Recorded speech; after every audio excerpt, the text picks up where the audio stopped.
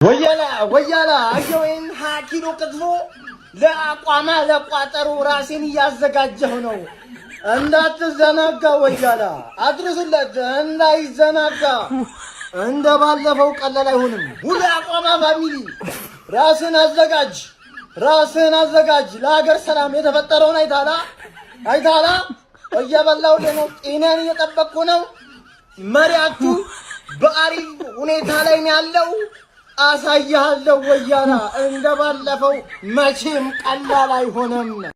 ቪዲዮ ማለት ነው ቻምፒየንስ ሊግ ፒኤስጂ ከበላ የአርሰናል ደጋፊ ልጅ ያበሽቃለሁ ለምትለው ልጅ ማለት ነው። እኔ ጋር እንዳመጣ እንዲች ብላ እኔ ጋር እንዳመጣ ወንድም እኔ ምንም ነው የማይመስለኝ። እመኑኝ እኔ ሲጀመር የፕሪሚየር ሊጉ ራሱ ደስታ አልወጣልኝም ወንድም ጭራሽ ነው ያልወጣልኝ ማለት ነው። ይሄ ቻምፒየንስ ሊጉን ባጣ ምናምን ቆዝም ያልቅሽ ወፍ ቀድሜ ነው የምነግርህ ማለት ነው። ሐሙስ ዕለት ነው ቀድሜ የምነግርህ። እጅን ታክል ነው የማይሰማኝ ማለት እኔ ልታበሽ ወፍ እናደዳለሁ። እበዛጫለሁና ከሁለት ሰዓት በኋላ አታገኘኝም። እኔ ዞሬ ሄጃለሁ። የፕሪሚየር ሊግ ዋንጫ ሳይነስ ያለው ቪዲዮ እያየሁ ነው። አበለኝ እኔ ልታበሽቅ እንዳመጣ ማለት ነው። የፈለግከውን ኤዲት ስራ፣ የፈለግከው ቪዲዮ ልቀቅ፣ እንደፈለግክ ጩህ፣ እበድ። እጅን ታክል። እውነት ይሄ ፐርሰናል የኔ ነው። እሺ እጅን ታክል። አይሰማኝም ወንድሜ ጭራሽ ነው የምልህ ጭራሽ። እና ስልክ ደውዬ አበሽቃለሁ እንዳታስበው። እኔ ምልሽ ቻምፕ እንዴት አመሸሽ? በመጀመሪያ ማለት ነው እና ሰሞኑ ማለት ነው ከተማ ውስጥ የፒኤስጂ ማሊያ ወያላው በሙሉ የፒኤስጂ ማሊያ ገዝቶ የማሊያ ቤቶች ጋር ደውዬ ራሱ ቼክ ሳደርግ ማለት ነው የአርሰናል ማሊያ እንደተሸጠው የፒኤስጂ ማሊያም በሯል ነው የሚለው ወያላው እንዳለ ገዝቶ ጨርሶት ማለት። እኔ ግን በዚህ ደረጃ ውይልና ግን ያጓጣል። ስለ ጨዋታው ካለቀ በኋላ ከተሸነፍን የፒኤስጂ ማሊያ ለብሰ ከተማ ውስጥ ብትዞር ያበሽቀናል ምናምን ብለን እናስባው። ለመቋጠር ኦሬዲ 3000 ምናምን ብር አወጣ። ለመቋጠር እንዴ በጣም ብዙ የፒኤስጂ ማሊያዎች ሲቃጠሉና ሲቀደዱ ለማየት ተዘጋጅ ነው ማለት ቻፕ ገባር። ስማል ኢሞሽናል ዳሜጅ፣ የሞራል ኪሳራ፣ የገንዘብ ኪሳራ በሁሉም ነገር እኮ አከሰርንህ ማለት ነው። አከሰር አሁን የቀረን ማለት ነው ገንዘብህ ላይ ነው። በቃ በገንዘብ እናከስር ነው ትንሽ የቀረን ማለት እንዴ በንሽ ነው በዚህ ደረጃ የምትቋጥረው። አባቴ ምን ያርግልህና አንተ አንድ ቀን እዚህ መድረክ ላይ ደርሰ የራስህን ክለብ ማሊያ ለብሰ እኔ ላይ ዋትስአፕ ለማለት ያብቃ አባቴ። በዚህ ደረጃ መለጠፍ ከፍለት ለጠፋለህ ወይ አባቴ።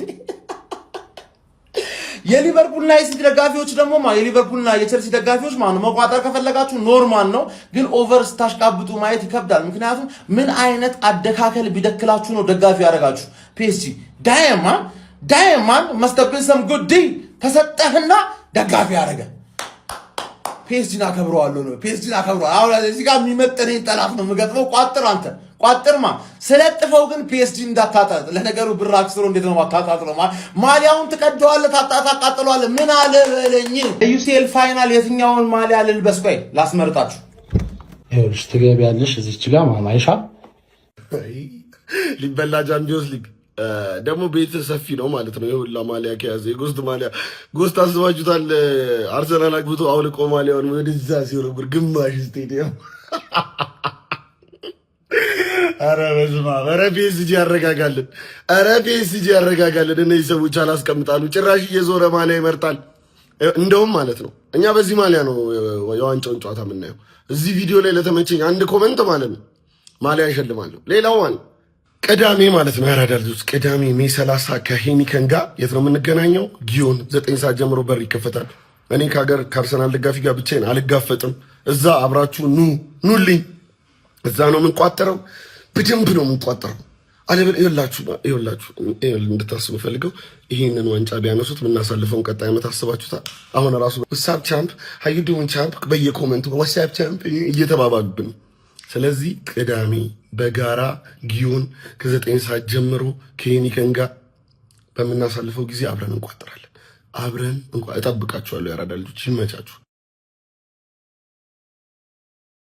ነገ ከሚደረገው የአውሮፓ ቻምፒዮንስ ሊግ የፍጻሜ ጨዋታ በፊት እነማን ምን አሉ? እነ ባርሴሎና አሰልጣኝ እነ ሃንሲ ፍሊክ፣ እነ ኮል ፓልመር፣ ፓትሪክ ኤቭራ በርካታ ሀሳቦችን እየተነሱ ይገኛሉ። እነርሱን አጠር አድርጌ ያደርሳችኋለሁ። እባካችሁ ሁላችሁ 4-5-2 ጊዜ ቢሆን ኮፒ ሊንክ ሳታረጉ ቪዲዮን እንዳታሳዩ። የባርሰሎና አሰልጣኝ ሃንሲ ፍሊክ እግር ኳስ ትዕግስት ያስፈልጋል። አርቴታ ይህንን ቡድን ለመገንባት ብዙ ዓመትን ፈጅቶበታል። ከታገስክ የዘራውን ታጭዳለህ፣ ፍሬህም ትበላለህ። አርሰናልና አርቴታ ይህንን ቻምፒዮንስ ሊግ ይገባል። ኮል ፓልመር አምናም ቢሆኑ ፓሪስ ሰን ዠርመኖችን የአውሮፓ ምርጥ ቡድን ይባሉ ነበር። የሊጋቸው ቻምፒዮንስ ሊግ በርካታ ዋንጫዎችን ማሸነፍም ችለው ነበር። ነገር ግን በክለብ ወርልድ ካፕ እኛን ማሸነፍ አልቻሉም። የእንግሊዝ ክለብ በቀላሉ እጅ አይሰጥም። የእንግሊዝ ክለቦቹ ጠንካራ ናቸው። ድል ለእንግሊዙ። ፓትሪክ ኤቭራ አርሰናሎችን የፓሪስ ሰን ዠርመን ማጥቃትን መቋቋም የሚችሉ አይመስለኝም። ፓሪስ ሰን ዠርመን ደካማ ጎን የሚባል ነገር የለባቸውም። ሙሉ ቋሚ 11ዱን ወርልድ ክላስ የሆኑ ተጫዋቾች ናቸው። ጆርጂኒሆ በአርሰናሎችን ሙሉ እምነት አለኝ። አርሰናል ቻምፒዮንስ ሊጉ ከፍ አድርጎ እንደሚያነሳው በጣም እርግጠኛ። ሙሐመድ ሳላ ሁሌም ቢሆን እንደምናገረው ለአርሰናሎችን ትልቅ ክብርና ትልቅ አድናቆት አለኝ። አርሰናሎችን ጠንካራ ስለሆኑ ነው እዚህም የደረሰው። ባየር ሙኒኩ አሰልጣኝ ቪኒሲየስ ኮምፓኒ አውሮፓ ቻምፒዮንስ ሊግ የሚሳተፉ 30 ምናምን ቡድኖችን አሁን አርሰናልና ፓሪስ ሰን ዠርመን የደረሱበትን ቦታ መድረስን ይመኛሉ። ጠንካራ ሳትሆን ይህንን ቦታ መድረስ አችልም። እነርሱ የአውሮፓ ምርጦች ስለሆኑ ነው እዚህ የደረሱ። አርሰናል ፋንስ እጅግ አስጨናቂ ዜና ልነግራችሁ ነው የመጣሁት። መላው የእግር ኳስ ቤተሰብ ደስ የሚል ዜና። ከአርሰናል ውጪ ቻምፒየንስ ሊግ ፍጻሜ የምትገጥሙት ፒኤስጂ ስኳዱን ሙሉ ስብስቡን ይፋ አድርጓል። አርሰናልን የሚገጥምበትን እዛ ውስጥ ማን አለ?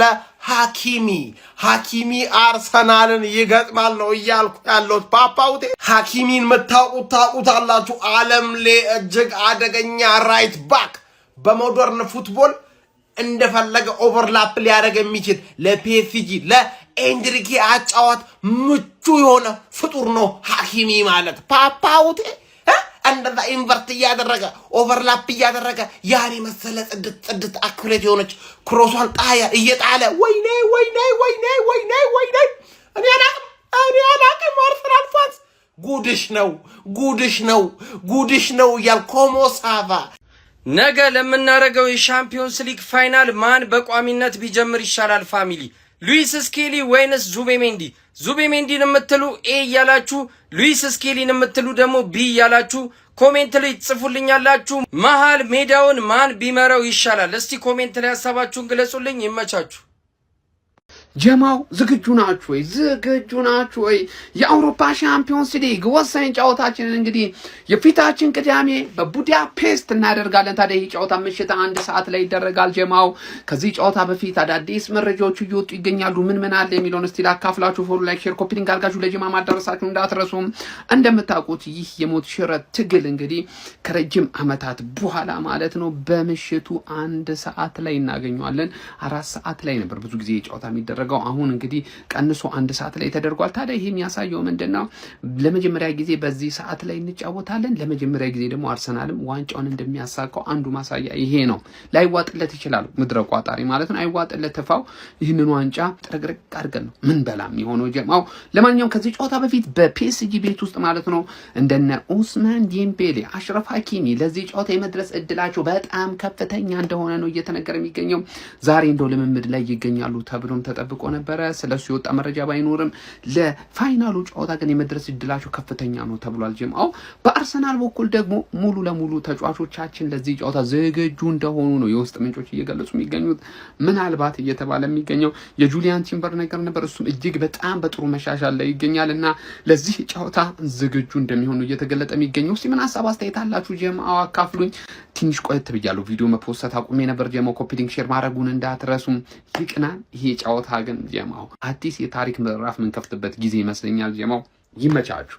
ወለዱ ማይቀር ካልቀረ ምጡ እንደ ሀቨርትዝ ነው እንደረመጡ በልልኝ ማን ኤል ሀቨርትዝ የተናገረውን ነገር ብትሰማ አንተ መድፈኛ ልብህ ይሞቃል ነው ማለት በቃ ደምህ ይፈላል ይንፎላፎላል ነው ማለት ማን እንዴ ናችሁልኝ? የነገ የሻምፒዮንስ ሊግ ፍጻሜ ተወዳዳሪዎች የአመቱ ሻምፒዮኖች ሰላም ናችሁልኝ ወይ? አለውላችሁ ነገ ሜዳው ላይ ምን ሄደው ለናሸንፋቸው ነው እያለን ያለው ካይ ሃቨርትዝ። ይሄን ቪዲዮ በደንብ ኮፒ ሊንክ እያረጋችሁ ጀምሩ። ካይ ሃቨርትዝ ጥያቄ ቀርቦለት ነበረ እዚህ ጨዋታ ላይ ማን ነው ተገማች የሆነው ማን ነው ደግሞ አንደርዶግ የሆነው ምናምን ነገር ሲባል እኔ እንደዛ ብያላስን ፒኤስጂ ያለፈው አመት አሸንፈውት ነበረ። ስለዚህ በዚህ አመት ምርጥ ቲም ስለሆኑ ፌቨራይት ሊመስሉ ይችላሉ። ለኛ ግን በዚህ አመት ለሁለተኛ ጊዜ ለፋይናል ስንደርስ ይሄ ደግሞ ለኛ በጣም ትልቅ ኮንፊደንስ ነው የሚሰጠን። ያለፉት 2 አመታት በጣም በትልቅ ስቴጅ ስንዋጋ ነበረ።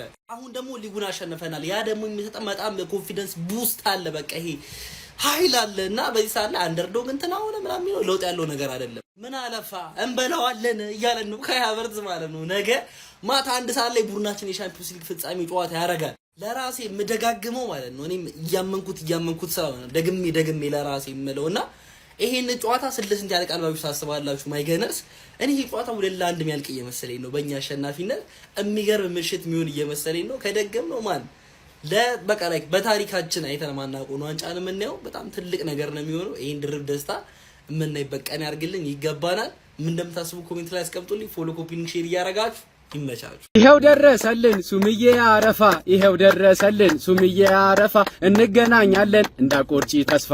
አይ ሌላ ሌላው ሸጉ ሌላ ሌላው ልክስክስ ደንቆሮ ደጋፊ ምንድነው አርጉ የምትሉን? ቡርኖ ለምን ቡርኖ በክፍት ባሲ ስለማያዞርም ለምንም አትወልድለትም እንዴ? እኛ ምን አገባን? የአርሰናል ደጋፊ በዚያ ምንም የሚሰማ ጉዳይ የለም። ምንም ብሩኖ አልክ የአመቱ ምትጥቆሽ በላ ምንም አያገባውም አባቴ። ምንም የአርሰናል ደጋፊ እየተፍታታ ነው አባቴ። ምንም እንደደምት ጉዳይ የለም። ለምን ታንቃት ሞትም? ለምን ታንቃት ሞትም? ከ2 አመት በኋላ ፕሪሚየር ሊጉን አስተካክቶታል ይለፋበትን። አሁን ደግሞ ቻምፒየንስ ሊግ አንድ አጣላል በሞቴ እዚህ ላይ ነው በቃ እንደዚህ እየጨፈረልን ነው የአርሰናል ደጋፊ። አንተ ብሩኖ ለምን ታንቃት ሞትም? ታንቀ ለምን አትሞትም? የአርሰናል ደጋፊ መስሚያው ጥጥ ነው አባቴ። ነገ ቻምፒየንስ ሊግ አለበት፣ ትልቅ ድግስ አለበት። ቆሻሻ ደጋፊ ብላንተ ምንም እቺን ታክል ደንተ ይሰጡ እየተፍታታ ነው የአርሰናል ደጋፊ አባቴ። ይመቻችሁ የአርሰናል ደጋፊዎች፣ እንዴ ነው የሚያስፈልገው። እየተፍታታ ነው። ታንቀ ለምን አትሞትም? ተጠራቅመህ ታንቀ ፒኤስጂ ከአርሰናል ከሁለቱም የተወጣጣ ቋሚ 11 እንሰራለን ማለት ነው። ኮፒ ሊንክ፣ ሪፖስት፣ ሼር፣ ፎሎ እያደረጋችሁ የእናንተን ቋሚ 11 ደግሞ ኮሜንት ላይ በረኛ ዴቪድ ራያ፣ ሁለቱ ሴንተር ባኮች ጋብርኤል እና ሳሊባ፣ ዊሊያም ፓቾን ባስገባው ደስ ይለኝ ነበር ግን ማንን አስወጥቼ፣ ሁለቱ ፉል ባኮች ደግሞ ሐኪሚ እና ኑኖ ሜንዴስ። ያው አንዳንድ ቲምበር ሚል ይኖራል። ቲምበር ብዙውን ተጎርቶ ነው ያሳለፈው ማለት ይቻላል። ሶስቱ ደግሞ ሚድፊልድ ዲክላን ራይስ፣ ቪቲኒያ እና ጆዋ ኔቬስ። ያበደ ነው ማለት ነው። ከፊት ደግሞ የምናስገባው ደግሞ በክሪቻ ከቫራተስኬሊያን በግራ በኩል አጥቂ ላይ ዴምቤሌ እናስገባውና በግራ በኩል ያው ሳካ መቼም አይከማ በዚህ አመት ያውላ ተጎርቶ ሊገባ አይችልም። ዱዌን ነው የምናስገባው። እንግዲህ 4 የአርሰናል ተጫዋቾችን አስገብቻለሁ። በ4 ተጫዋች ታሸንፊ እንደሆነ እናይሻለን ማለት ነው። ሰላም እንደናችሁ የእግር ኳስ ቤተሰብ አላችሁ? ይሄው እኔ እንግዲህ የአርሰናልን ሻምፒየንስ ሊግ ክፍለ ሀገር ሆኜ ነው ማየው። ፒኤስጂ የሚያሸንፍ አርሰናል ገጠር ሆኜ ነው ማየው እና ያኛው አካውንት ከተዘጋ በኋላ ይሄኛው ራሱ ልክ አይደለም፣ ኮፕሊንክ የለውም ይለኛል። በየቀኑ ቪዲዮ አውርድብኛል እና ኮፕሊንክ እያረጋችሁ ደግሞ የአርሰናልና የፒኤስጂን ግምት ደግሞ ኮሜንት ላይ ታስቀምጡልኛላችሁ ማለት ነው። ወዳችኋለሁ። አንተ ዶሮ ዝም በል።